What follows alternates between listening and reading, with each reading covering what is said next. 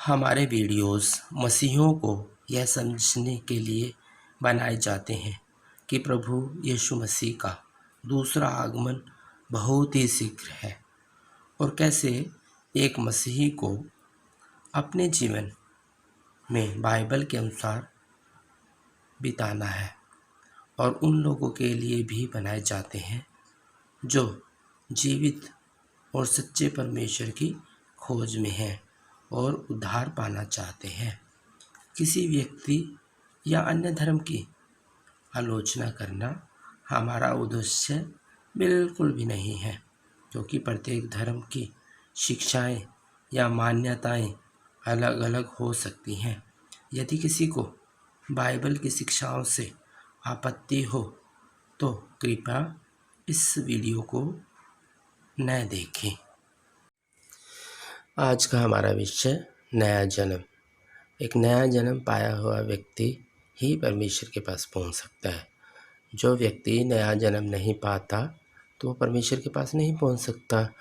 नया जन्म पाने के लिए हमें परमेश्वर का वचन पढ़ना पड़ेगा। परमेश्वर के वचन में पहला पतरस 1:23 वचन में लिखा है,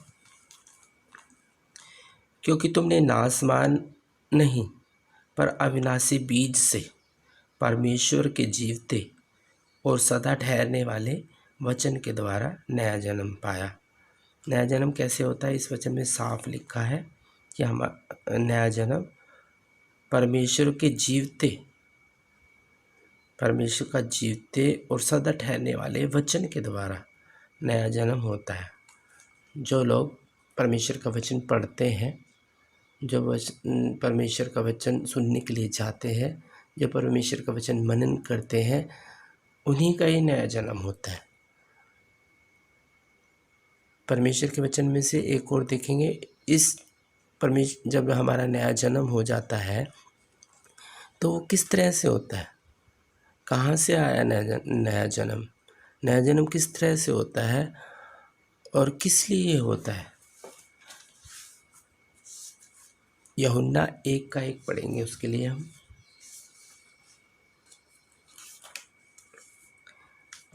आदि में वचन था और वचन परमेश्वर के साथ था और वचन परमेश्वर था।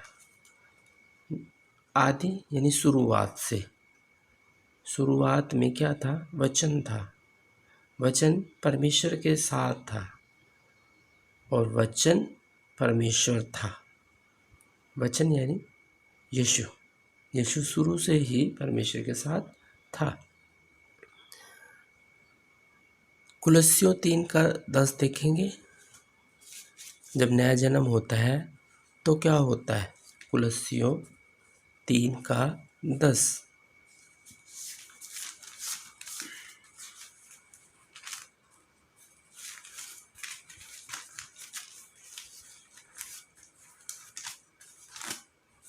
कुलस्सियों 3:10 में भी परमेश्वर वचन हमें बताता है, और नए मनुष्यत्व को पहन लो जो अपने सृजनहार के स्वरूप के अनुसार ज्ञान प्राप्त करने के लिए नया बनता जाता है।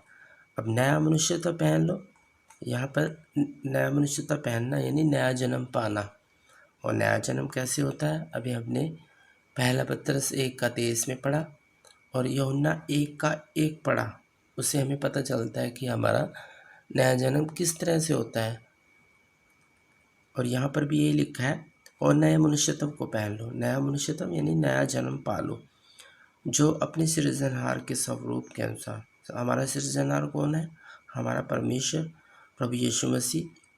उसके स्वरूप के अनुसार यानी उसका जैसा स्वरूप है, जैसा वो है, उसके अनुसार ज्ञान प्राप्त करने के लिए जब हम उसका स्वरूप ग्रहण कर लेते हैं, जब हम उसका स्वभाव हमारे अंदर आता है तो क्या होता है? तो उसका जो आत्मिक ज्ञान है उसको प्राप्त करने के लिए नया बनता जाता है। कुलस्सियों 3:10 में हमने पढ़ा कि हमने नया मनुष्यत्व पहनना जरूरी है। किस लिए ज़रूरी है? ताकि उसका स्वरूप हमारे अंदर आए और जो गहरा भेद है परमेश्वर का, जो गहरी बातें हैं वो हमें जब हम नए बनते हैं तो उसकी बातें हमें समझ में आती हैं। यानी जब हमारा नया जन्म होता है तभी हम परमेश्वर की बातें समझ सकते हैं। परमेश्वर के वचन में से इफिसियों 4 का 24 पे देखेंगे। इफिसियों 4 का 24।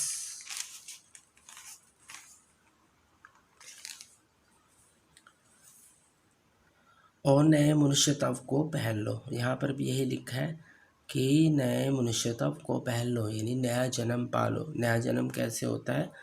परमेश्वर के अविनाशी बीज से। हमने पहला पत्र से 31 में पढ़ा। और नया मनुष्यत्व पहनने का मतलब है कि जो परमेश्वर के अनुसार सत्य की धार्मिकता। जब हम नया मनुष्यत्व पहन लेते हैं तो परमेश्वर के अनुसार क्या है? वो सत्य की धार्मिकता, यानी वो मनुष्य कभी झूठ नहीं बोलेगा और सत्य ही बोलेगा और पवित्रता में सिंचा गया है। कैसे सिंचा गया है वो नया मनुष्यत्व? सत्य की धार्मिकता, यानी वो हमेशा सच बोलता है और पवित्रता में सिंचा गया है। हमेशा वो पवित्र, यीशु के लहू से वो पवित्र होता है, परमेश्वर के वचन से वो पवित्र होता है, पवित्र आत्मा की आग से वो पवित्र होता है। जिसका नया जन्म होता है उसी के अंदर ही सत्य की धार्मिकता और पवित्रता आती है। परमेश्वर के वचन में से एक और हम देखेंगे कि नया जन्म पाया हुआ व्यक्ति के अंदर और क्या गुण होते हैं।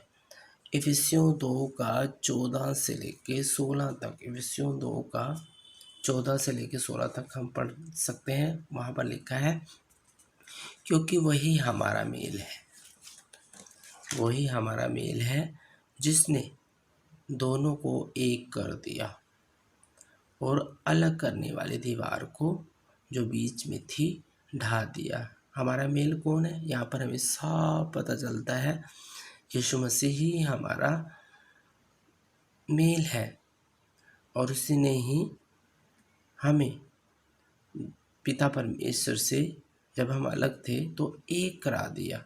और जो बीच में जो दीवार थी, कौन सी दीवार थी? वो पाप की दीवार थी। जब हम नया जन्म पा लेते हैं तो पाप की दीवार हट जाती है, पाप हट जाता है। जो एक बहुत बचपन से लेके अब तक जिन्होंने विश्वास नहीं किया, बहुत लंबी दीवार थी, उस दीवार को हटा के, पाप की दीवार को हटा के परमेश्वर के साथ हमारा मेल करा दिया। नए जन्म से हमें पता चला कि वो जब हम नया जन्म हो जाता है तो वो जो पाप की दीवार है वो हट जाती है और उस तब हमारा मेल परमेश्वर के साथ हो जाता है और हम अपनी बातें खोलकर परमेश्वर से कह सकते हैं और परमेश्वर हमारी सुनता है। और हम सांसारिक बातें नहीं करते परमेश्वर के साथ, आत्मिक बातें ही करते रहते हैं और परमेश्वर से जो परमेश्वर का राज है उसके बारे में बातें करते हैं। और परमेश्वर का राज मनुष्य के बीच में कैसे आएगा उसके बारे में बात करते हैं और कभी झूठ नहीं बोलते। और क्योंकि वो सत्य से सिरजा गया है, नया जन्म किससे सिरजा गया? सत्य से सिरजा गया और पवित्रता से सिरजा गया। और वो अविनाशी बीज आत्मा, मनुष्य के अंदर जो आत्मा है उसके अंदर वो अविनाशी बीज आता है। पहला पत्र से 31 में और यूहन्ना 1 का 1 में हमने पढ़ा कि परमेश्वर का जन्म आत्मा के अंदर अविनाशी बीज के रूप में होता है और उस अविनाशी बीज का कब्जा आत्मा पर होता है धीरे धीरे, फिर प्राण पर होता है, फिर पूरे शरीर पर।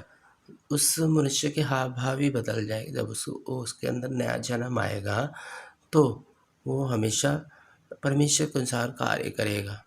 परमेश्वर से पूछ कर सारे कार्य होते हैं, परमेश्वर उसके अंदर है कि कार्य करेगा।